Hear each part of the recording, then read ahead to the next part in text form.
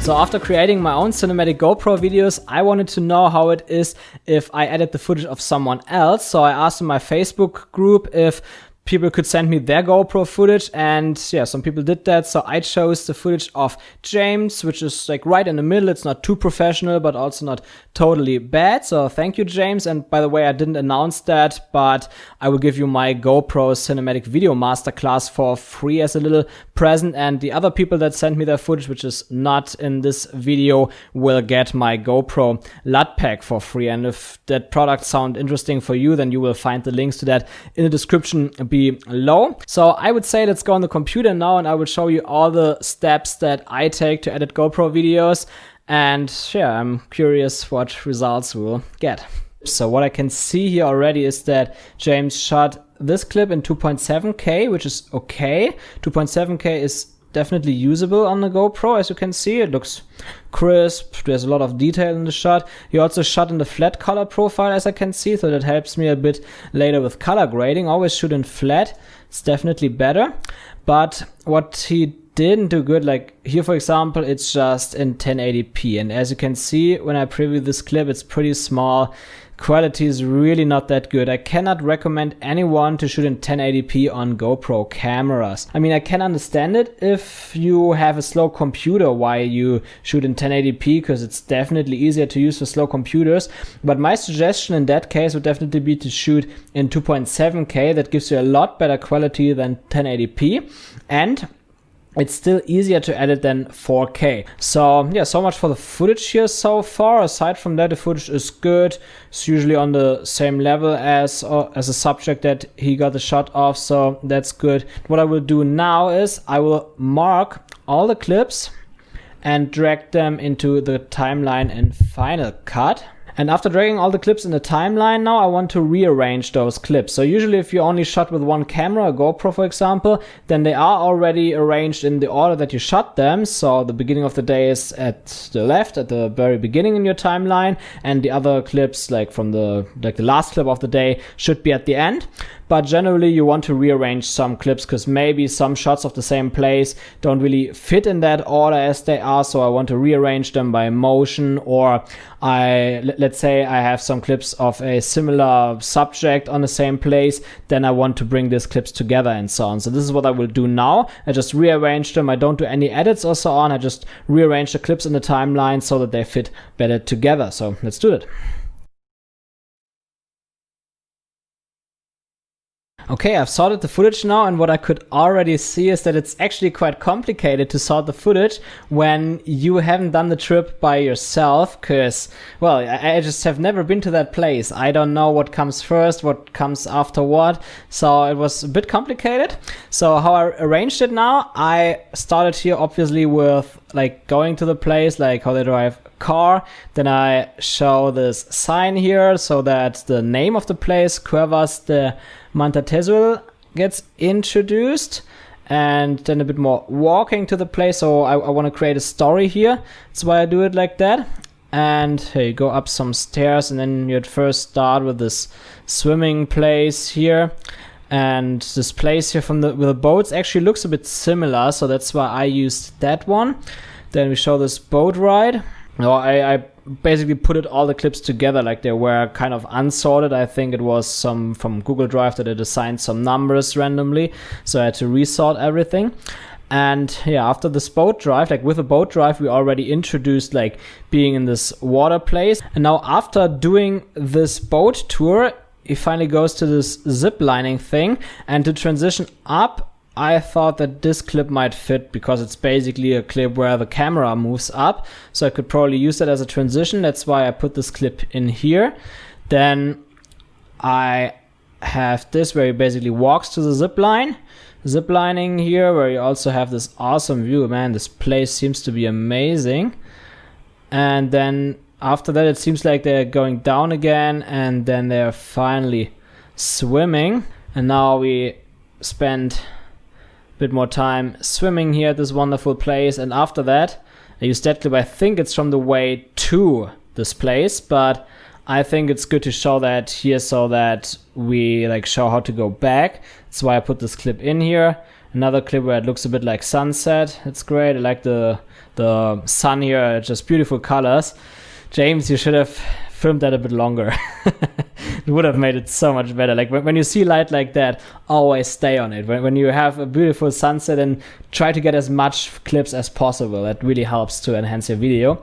And after that, it seems like they are getting dinner, so that's obviously the outro of the video. What's missing a bit here is vlogging, of course. There's no A-roll, it's just B-roll. What you could do now is to maybe create a voiceover and talk a bit about what you did on that day, but to be honest, it's not too much footage. I will probably make 30 to 60 seconds out of that, but I think I can get something usable out of that. So the next thing that I want to do is I want to look for music. It's actually good to first have a look at the footage and then look for the music, because then you already know the feeling of the video, and you always want to match the feeling of the music to the actual footage. So this is what I'm doing now, and I use usually Soundstripe or Artlist for that. They have very good music. Sometimes I also use Epidemic Sound, but well, I just prefer Artlist and Soundstripe because the music is a bit more cinematic generally, but Epidemic Sound also has some very great songs, especially from Oi. I think it's Oi, it's the name. I really love the songs from him. So yeah, basically all platforms have good music. Just check them out by yourself and see what you like the most. So I found one here. It's not the very best though, but I also want to finish that video. I don't want to take it too long, but I think this song that I got here, it's Oceans from Lunar Wave. First I copy that file into the same folder as where I have all the other files from that project. Chip. And then I drag it into my timeline. So now that I have that, I will cut the clips to the music, and I might insert some transitions where I can. We'll see how that goes. Takes a bit of time, so I will speed up that video here a little bit. It's actually nice that he has the time lapse here, because time lapses are really cool for like transitioning between places or to show that you go somewhere. So that's great to have that here. Shorten it a bit. And because he recorded that in 4:3 format, I need to crop in by 134% to have the aspect ratio that I use here. Now I think it's too many clips of just going there. I don't like that. That's why I will remove the very first clip and just show the other ones. The very first clip is also a little bit too slow now after I made it slower, because I want to make it less shaky. So I just get rid of that clip here by dragging that forward and deleting that. Yeah, I think that's a lot better. So we have 3 clips, and then the people can already see where we're going. That's a bit better than having 4. It takes less time. There, you already filmed a time lapse or hyperlapse because it's moving, but I want to make it even faster. So here I pressed Command R, then you see this green stuff above here displays, and there I speed it up. Let's say by 300% or 4 times as fast. Let's see how that looks. Maybe even faster. 500%. And on the beat again, I added that.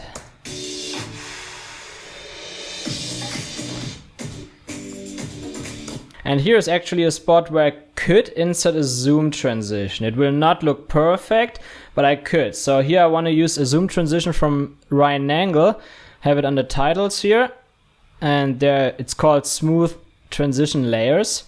So what I can do here is I can use zoom in on the first clip. Actually, yeah, it's correct. Zoom in 2. Now you can see we have the zoom transition. And why I use that here is because we're actually going to the boat. So by using the zoom transition, I tell a story. Now the thing is, I'm still not sure if that transition will really work out or not, because if I think it looks cheap, then I will not use a transition. But if I think it's okay, it's good, then I will probably use it. But what I also want to insert here above that is a pen right. So I have pen right 1, pen right 2.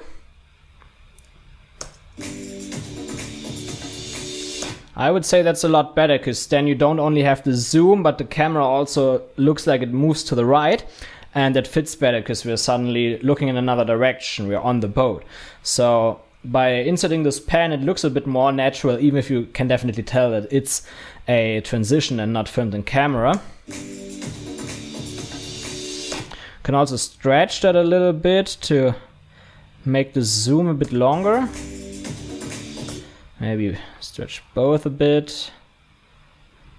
It just looks smoother if you do it like that. Yeah, that's not bad. And then I also want to add motion blur. It's also from Ryan Angle. It's paid plugins, yes, but well, sometimes you just have to pay money if you want to have something good and it's not too expensive. Now you can see it gets laggy, so I'm going to better performance instead of better quality to see how it looks. And here in the hyperlapse, I also want to add motion blur because it always looks good for hyperlapses. Now you can see that looks a lot cooler. Now I want to edit a bit quicker. Actually use the same clip here twice to show his face, how he enjoys the trip.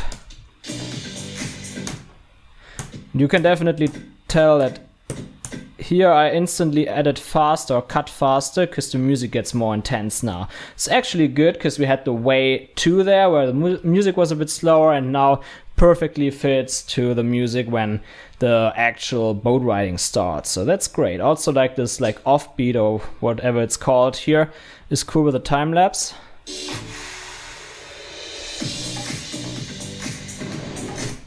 Okay, I just turned my AC on. It's way too hot here. And as you can see now here, I inserted a speed ramp transition. And it looks pretty cool. Here you can see that there is this cave and the camera moves up.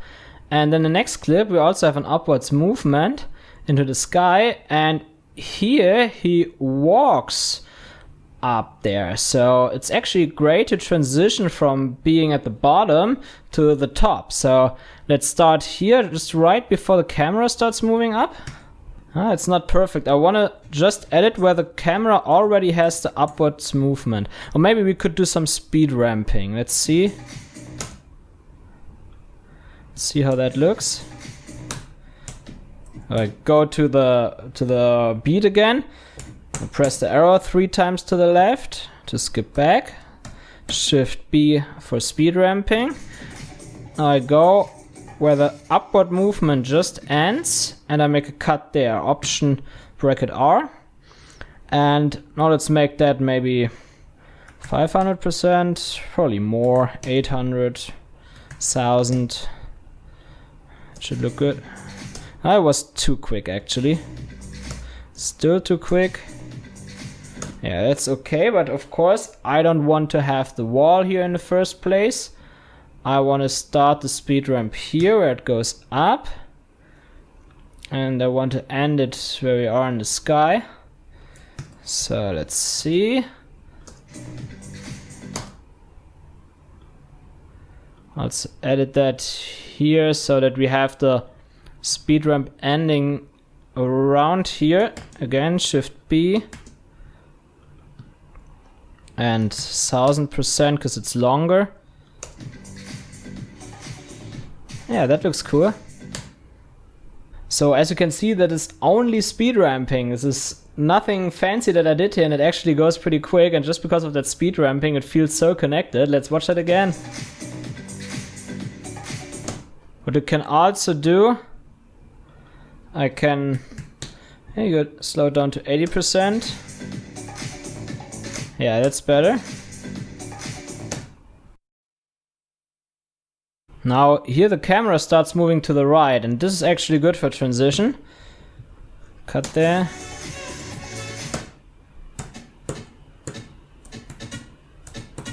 I'm again skipping to the beat, and then 3 times left. Shift B for a speed ramp.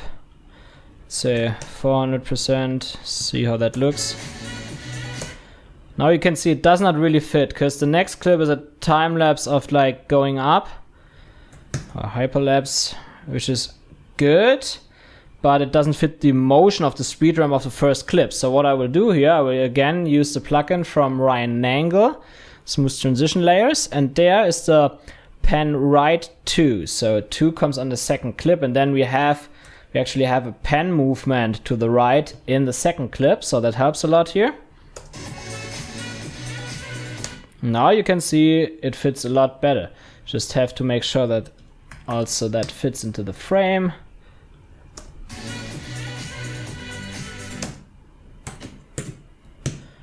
There you see we have a perfect transition, which is like half speed ramp and half like smooth slide transition, or however you call it, a pan.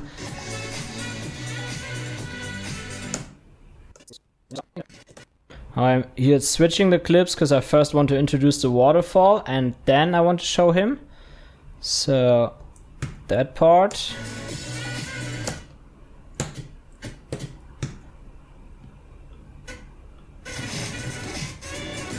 Yeah, I like that, how he looks to the waterfall.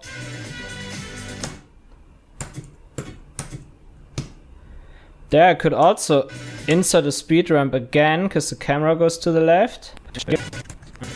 So it's also a slide transition mixed between a speed ramp and a slide transition.